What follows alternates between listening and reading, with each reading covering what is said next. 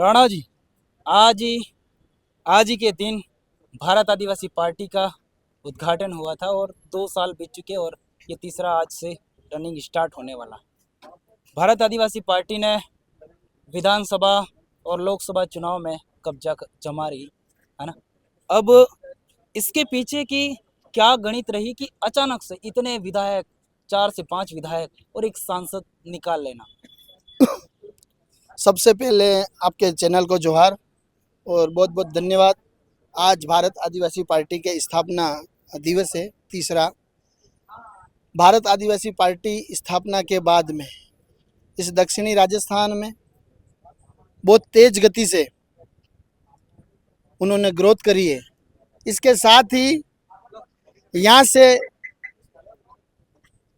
राजस्थान के 3 विधायक और एक एमपी में, फिर इसके बाद में एक सांसद है हमारे पास में, और इसके बाद में भी जो उपचुनाव हुए हैं, चाहे वो घाटोल का जिला परिषद हो या बागीदोरा का पंचायत समिति का उपचुनाव हो, उसके अंदर भी भारत आदिवासी पार्टी ने अपना परचम लहराया। क्योंकि इस क्षेत्र के अंदर बीजेपी और कांग्रेस से लोग परेशान हैं। उन्होंने जो झूठे वादे और उनकी जो गलत नीतियां रही है, हमेशा से इस आदिवासी समाज के साथ में, इस क्षेत्र के दलित, पिछड़े और बहुत सारे लोगों को उन्होंने उनको आगे नहीं आने दिया। और जो जो लोग थे उन्होंने परिवारवाद को पनाह दिया, चाहे वो विधायक हो, फिर उन्होंने जिला प्रमुख, प्रधान, सब पद अपने पास रखे। ऐसी बहुत सारी चीज़ें रही और मूल बात ये रही 16 जून 2013 को एक जो काला कानून आया, इस टीएसपी क्षेत्र में हमारे हजारों युवा बेरोजगार कर दिए। उस काले कानून की वजह से उस समय से जो आग और वो चिंगारी लगी हुई थी इस क्षेत्र के युवाओं में, वो कहीं न कहीं इस बेरोजगारी के साथ में हमारे बहुत सारे सामाजिक संगठनों ने लंबे समय से निरंतर जो काम किया था, और इसके बाद में जिस प्रकार से हमें एक पार्टी का दर्जा मिला जो राजस्थान में आज तीसरी सबसे बड़ी पार्टी के रूप में उभरी है, और हमारे पास में हमारे विधायक हैं और सांसद हैं। आज हमें गर्व के साथ कह रहे हैं कि इस क्षेत्र के अंदर दक्षिणी राजस्थान से लगा करके पूर्वी राजस्थान हो, चाहे भारत के अन्य राज्यों में भी हमें हमारी पार्टी का विस्तार किया जा रहा है। आज अनेकों जगह हमारे पार्टी के कार्यक्रम हुए हैं। स्थापना दिवस हर जिले लेवल पे मनाया गया है और आज हमारे भी हजारों कार्यकर्ताओं ने आज पार्टी के जो कार्यक्रम था उसमें बढ़ चढ़ करके हिस्सा लिया।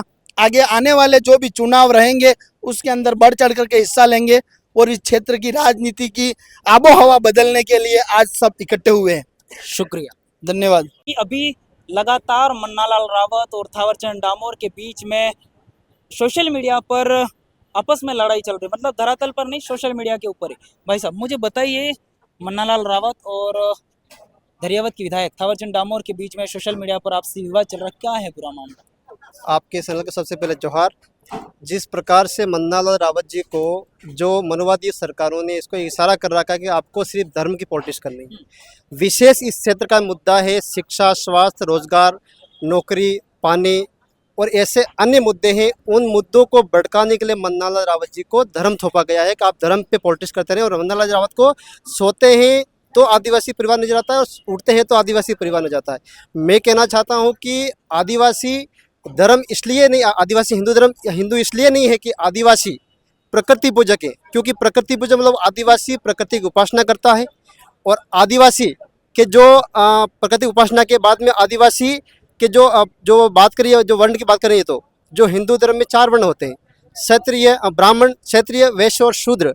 आदिवासी किसी भी वर्ण व्यवस्था में नहीं आता है, क्योंकि आदिवासी वर्ण व्यवस्था इसलिए नहीं आता है कि आदिवासी के ऊपर हिंदू विवाह अधिनियम 1955, हिंदू अधिकार अधिनियम 1956 लागू नहीं होता है।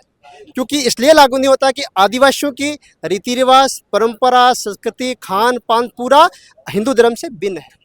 तो हम खुद आदिवासी प्रकृति पूजक हैं हम, क्योंकि हम जमीन को पूजते हैं, पेड़ पौधे, पशु पक्षी, हम पूरी जो सृष्टि को जो पूजते हैं, प्रकृति पूजने वाले आदिवासी हैं। इसलिए हमको बेवजह से हमको हिंदू वो थोप रहे थे कि मन्नालाल जी ने जब फॉर्म भरा था सांसद का, उस समय भी उन्होंने हिंदू लिखा हुआ नहीं है, नहीं लिखा हुआ है, उसमें अन्य लिखा हुआ है। तो आप सोचिए कितनी बड़ी साजिश है।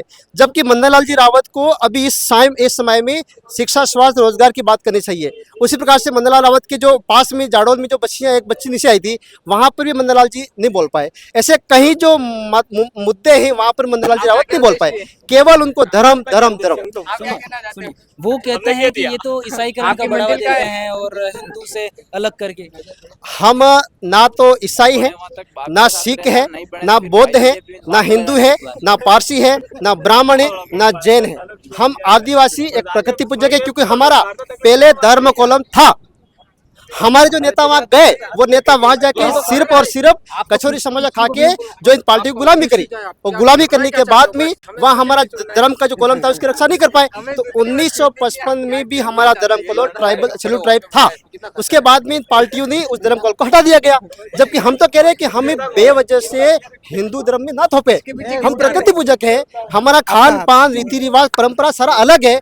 आज से 50 साल पहले की बात करें, हमारे पूर्वज, आपको बता दो, हमारे पूर्वज एक औरत से 2 और अधिक औरतें करते थे, क्योंकि उन पे हिंदू विवाह अधिनियम 1955 लागू था, और हिंदी वो भी लागू था, उत्तराधिकार अधिकार। तो इसलिए हमारी जो परंपराएं, रीति रिवाज पूरी अलग है। मन्नालाल जी रावत सिर्फ और सिर्फ उनका मानसिक संतुलन बिगड़ चुका है। मैं तो ये कहना चाहूंगा कि मन्नालाल जी रावत, आप किसी अच्छे हॉस्पिटल जाइए, एम्स हो या कैसे, वहां जाके, या फिर आउट ऑफ कंट्री जाइए, आप वहां जाके अच्छा इलाज करवाइए आप। अभी कुछ ही टाइम में, शायद इसी महीने में, देश के प्रधानमंत्री है नरेंद्र मोदी यहाँ पर पहुँचने वाले, क्या उम्मीदें हैं यहाँ पर?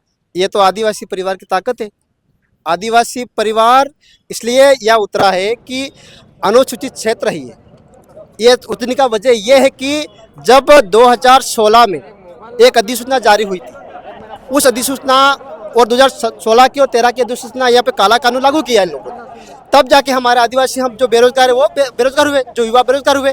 तो युवा पढ़ लिख के आगे बढ़ा था, तो इन लोगों ने क्या किया, मुद्दे भड़का दिए। तो अब क्या है कि युवा जाग के ये आदिवासी परिवार का विस्तार हुआ, आदिवासी परिवार हर घर तक पहुंच चुका है। तो कमल कांग्रेस के लोग और यहाँ के संगठन वो मजबूर होके धरातल पर उतर गए, तो बार बार नेताओं को बुला रहे।